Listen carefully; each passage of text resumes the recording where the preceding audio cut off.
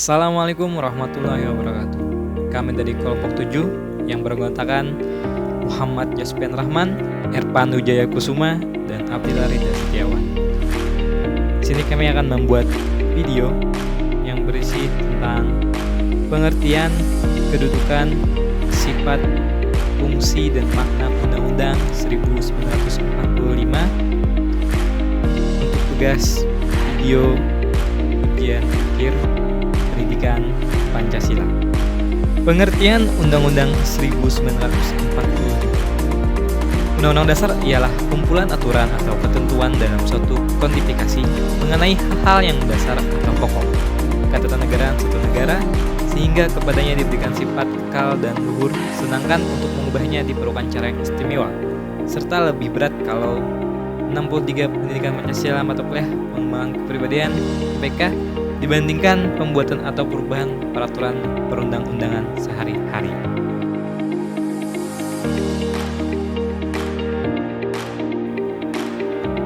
Undang-Undang 1945 adalah hukum dasar yang tertulis yang mempunyai arti bahwa Undang-Undang 1945 mengikat pemerintah, setiap lembaga negara, lembaga masyarakat, dan seluruh warga negara yang berdomisili di wilayah Republik Indonesia sebagai hukum. Undang-Undang 1945 berisi norma, aturan, dan ketentuan yang dilaksanakan dan ditaati.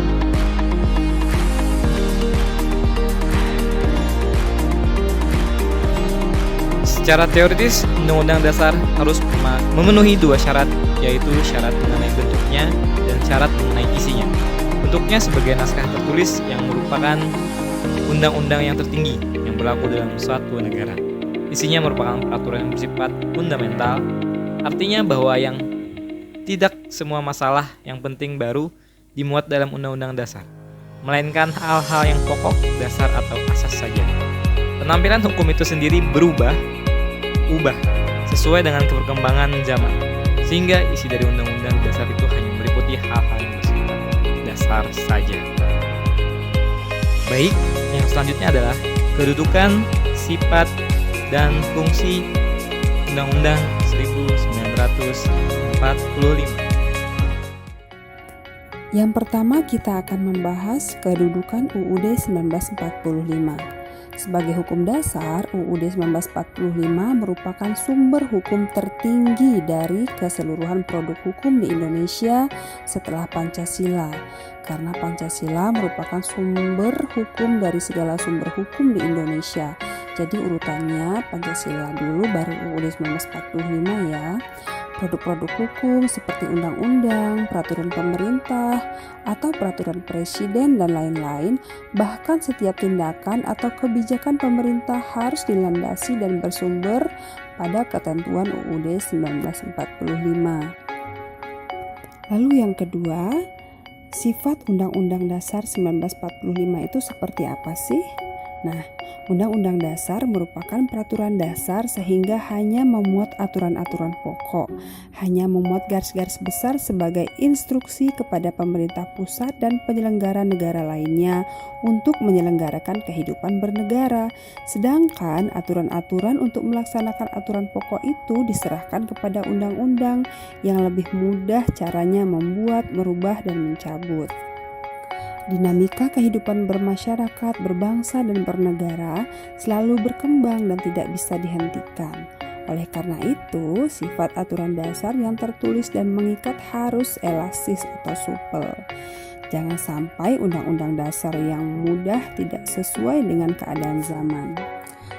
Nah, sifat Undang-Undang Dasar 1945 itu sendiri ada 4. Yang pertama, tertulis, artinya rumusannya jelas, yaitu merupakan suatu hukum yang mengikat bagi pemerintah sebagai penyelenggara negara dan setiap warga negara. Kemudian sifat yang kedua, singkat dan supel, artinya memuat aturan-aturan pokok yang setiap kali harus dikembangkan sesuai dengan perkembangan zaman serta memuat hak-hak asasi manusia. Dan sifat yang ketiga, normatif, artinya memuat norma-norma, aturan-aturan, serta ketentuan yang dapat dan harus dilaksanakan secara konstitusional.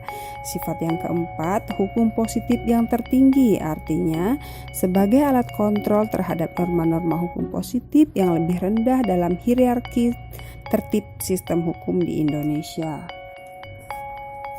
Lalu, apa saja sih fungsi Undang-Undang Dasar 1945 itu? Telah dijelaskan bahwa UUD 1945 adalah hukum dasar tertulis yang mengikat pemerintah, lembaga-lembaga negara, lembaga masyarakat, dan juga mengikat setiap warga negara Indonesia dimanapun mereka berada, dan juga mengikat setiap penduduk yang berada di wilayah NKRI. Sebagai hukum dasar, UUD 1945 berisi norma-norma dan aturan-aturan yang harus ditaati dan dilaksanakan oleh semua komponen tersebut di atas. UUD 1945 bukanlah hukum biasa, melainkan hukum dasar, yaitu hukum dasar yang tertulis. Jadi, fungsi UUD 1945 itu sendiri yang pertama sebagai alat kontrol dalam sistem hukum di Indonesia. Artinya, UUD 1945 mengontrol apakah norma hukum yang lebih rendah sesuai atau tidak dengan norma hukum yang lebih tinggi. Kemudian yang kedua, sebagai pengatur kekuasaan negara.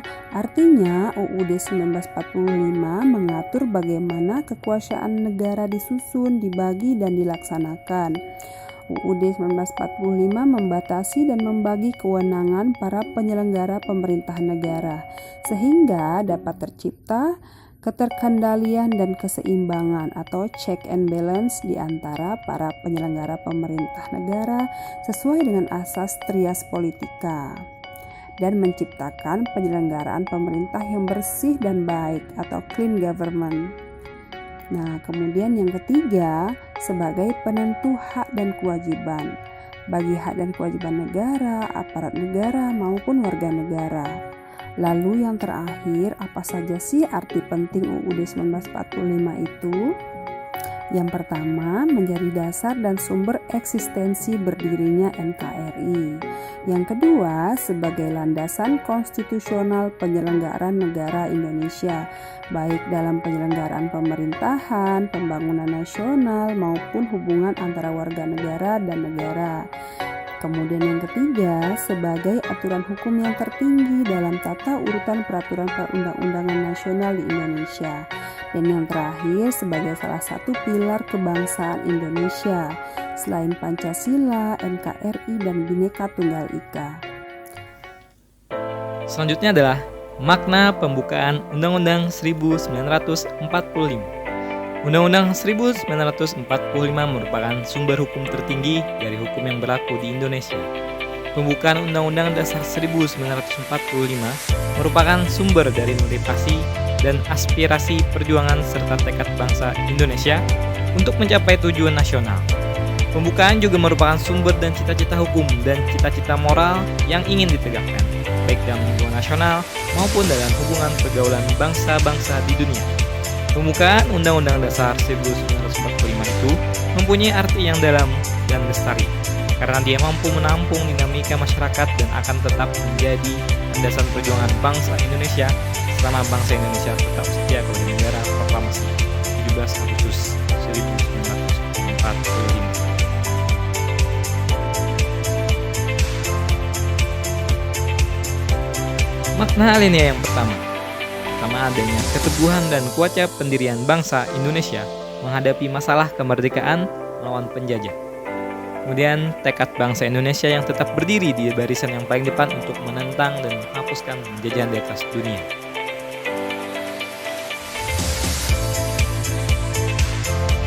Alinea kedua, perjuangan pergerakan kemerdekaan Indonesia telah sampai pada saat yang menentukan. Momentum yang telah dicapai itu harus dimanfaatkan untuk menyatakan kemerdekaan.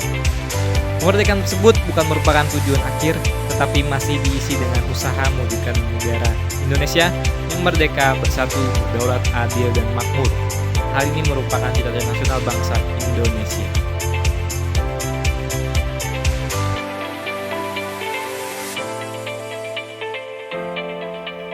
Kemudian alinea ketiga, motivasi spiritual yang luhur bahwa kemerdekaan bangsa kita berkat rahmat dari Tuhan.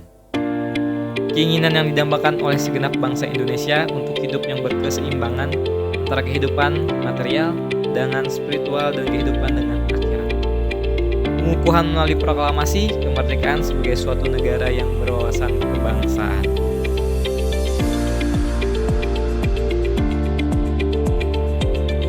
Alinea yang keempat, tujuan sekaligus fungsi negara Indonesia yaitu melindungi segenap bangsa Indonesia dan seluruh tumpah darah Indonesia, memajukan kesejahteraan umum, mencerdaskan kehidupan bangsa, ikut melaksanakan ketertiban dunia yang berkedaulatan, kemerdekaan, kedamaian abadi, dan keadilan sosial. Negara Indonesia berbentuk republik yang berkedaulatan rakyat. Negara Indonesia mempunyai dasar negara filsafat Pancasila. Itu tadi 4 alinea pembukaan Undang-Undang Dasar 1945 dan maknanya. Demikian video dari kami tentang pendidikan Pancasila mengenai materi pengertian, kedudukan, sifat, fungsi, dan makna Undang-Undang 1945. Kami ucapkan terima kasih. Wassalamualaikum warahmatullahi wabarakatuh.